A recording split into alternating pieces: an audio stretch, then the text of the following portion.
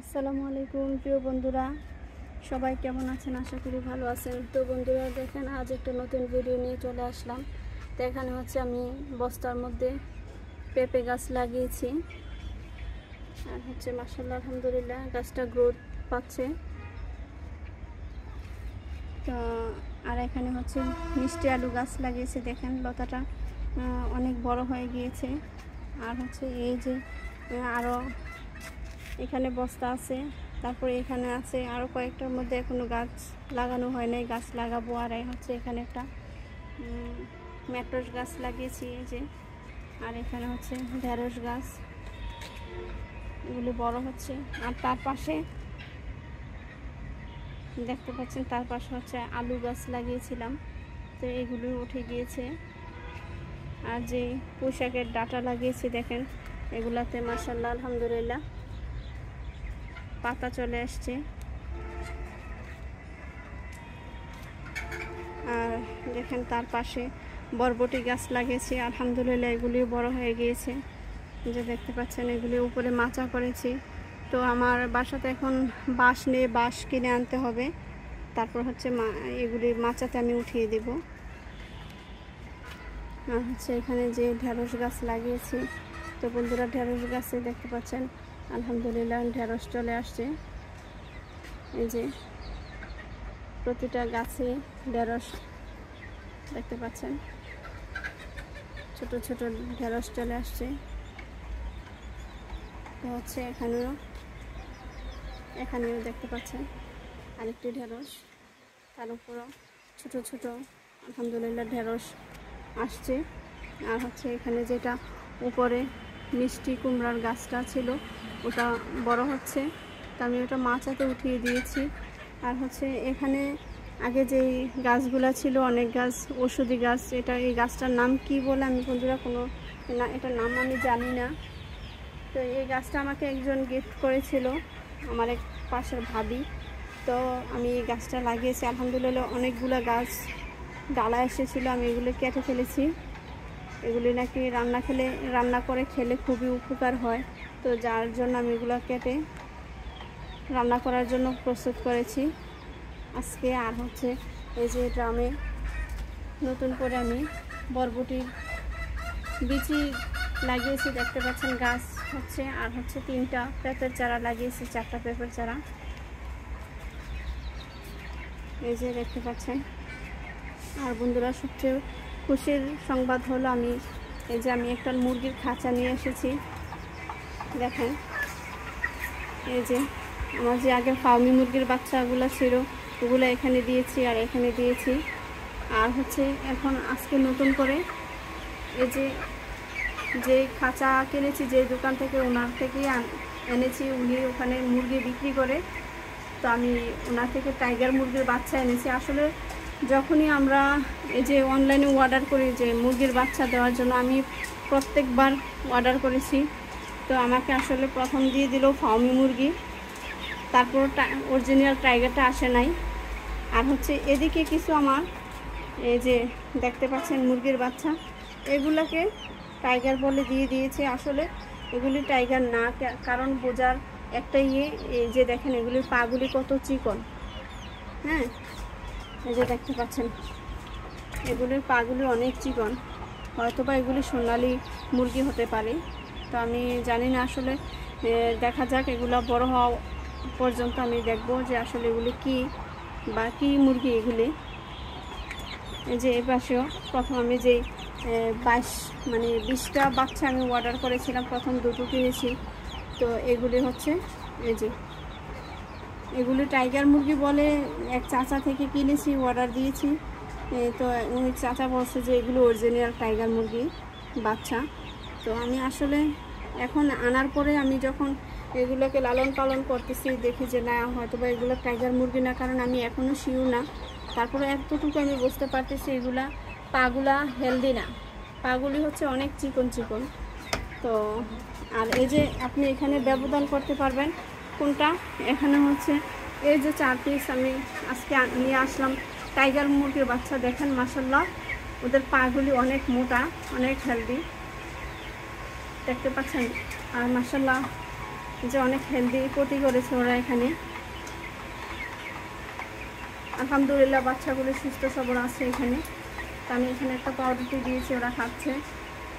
আর যে নতুন খাঁচাটা নিয়ে আসি, অনেক সুবিধা এই খাঁচাটার মধ্যে। সুবিধা এই কারণেই যে ট্রেগুলো আছে, এই ট্রেগুলো খুব তাড়াতাড়ি পরিষ্কার করা যায়, মানে সময় খুব বেঁচে যায়। আর আগে আমি যেই খাঁচাটা বানিয়েছি ওখানে যেই কাগজটা ছিল ওইটা পরিষ্কার করতে আমার অনেক টাইম লেগে যায়। তো এই ট্রেতে যারা মুরগি পালন করবেন আসলে অনেক সময় সাশ্রয় হবে, খুব তাড়াতাড়ি সব কিছু করা যাবে। আর হচ্ছে এটার পাশে আমার যে কোয়েল পাখিগুলো আছে ওদের জন্য আজকে এই দেখেন বক্সগুলো নিয়ে আসছি খাবারের। দেখেন তাও এগুলি সুন্দরভাবে দিয়েছি, তাও এগুলি কত নষ্ট করে ফেলে। ওরা প্রচুর খাবার নষ্ট করে এবং প্রচুর নোংরা করে ফেলে।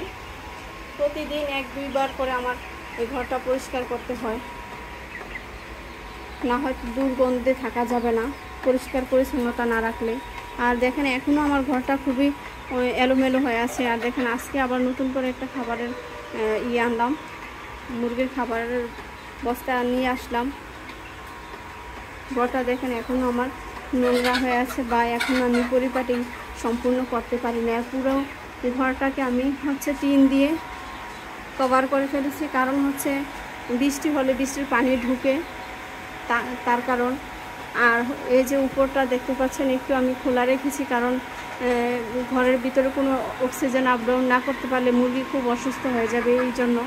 আর হচ্ছে যে আগের ঘরটা দেখতে পাচ্ছেন, এখানে আমি 3টা ফার্মি মুরগি এই পাশে রেখেছি, আর হচ্ছে এই পাশে আগের 2টো বড় মুরগি আছে। আর এখন পুরোপুরিভাবে নিচের অংশটাতে কোনো মুরগি নেই,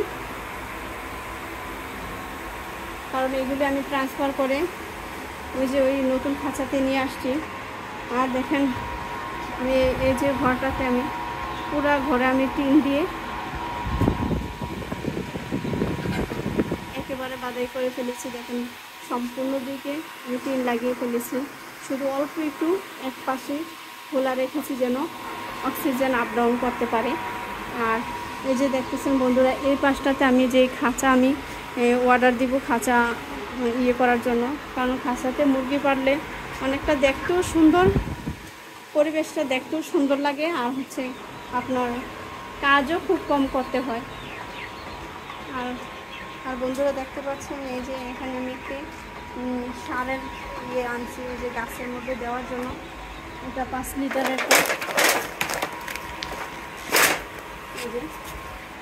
এটার মধ্যে সমস্ত সার মিক্স করা থাকে। এখান থেকে জাস্ট মাটিতে একটু মাটিটা কুচিয়ে দিলে হয়। তো আমি এটা নিয়ে আসছি গাছ ভালোভাবে গ্রোথ করার জন্য। আমি সার তো দিতেই হবে, ভাবছি যে সার দিব না, এমনিতেই দেখি কী হয়।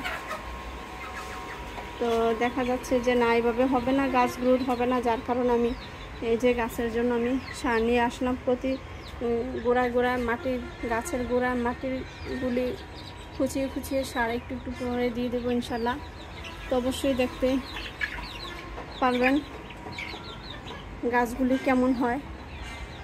আর হচ্ছে এই দিকটাতে আমি আবারও নতুন করে এই যে মাটিটা এখানে খুঁচিয়ে এখানে আমি মিষ্টি কুমড়োর বিচি লাগিয়ে দিয়েছি। আর হচ্ছে এই যে আগের চাল কুমড়োর গাছটা, আলহামদুলিল্লাহ অনেক চাল কুমড়ো আসছে, খেয়েছি, মানুষকেও দিয়েছি আশেপাশে। আর হচ্ছে দেখেন এখানে আমি যে বরবটির বিচি লাগিয়েছি, একটা বরবটির বিচি হয়েছে, কিন্তু এটা কেন জানি না, হয়তো বা পাখি আসছিল, পাখি বসেছে না কি করেছে, গাছটা পুরাটা ভেঙে গিয়েছে, খারাপ লাগতেছে। এখানে আমি মাটিতে লাগিয়েছি, দেখা যাক কী কী চারা হয়। আর হচ্ছে আমার ড্রাগনের চারার অবস্থা এটা। তো ভাবছি যে এই পাশে যেটা আছে ওখানে লাগিয়ে দিলে কেমন হয়। বন্ধুরা আপনারা আমাকে জানাবেন এটা কি ওখানে এটার পাশে লাগানো যাবে কি না, না এতটুকু দূরত্ব থাকাটাই ঠিক আছে। আসলে আমি অবগত না আসলে এই বিষয়ে, যার জন্য আপনাদের কাছে পরামর্শ চাচ্ছি। আপনারা যারা জানেন আমাকে বলবেন যে এখন যেভাবে লাগিয়েছে এটা ঠিক আছে না আরও কাছাকাছি লাগাতে হবে। আর হচ্ছে এখানে যে শশার চারা লাগিয়েছি একটা মারা গিয়েছে। আর এই যে দেখতে পাচ্ছেন বেগুনের চারা, ওখানে ঢেঁড়সের চারা, আর হচ্ছে এটা পুরা ধনিয়া, বড় ধনিয়া পাতা লাগিয়েছি। দেখেন অনেকগুলা বেশি আসছে। আর এই যে টিন দিয়ে যে মুরগির ঘরটা বেড়া দিয়েছি দেখেন যে এটা। আর হচ্ছে এখানে কিছু চাল কুমড়া আছে, দেখতে পাচ্ছেন ফুল চাল কুমড়া এগুলি।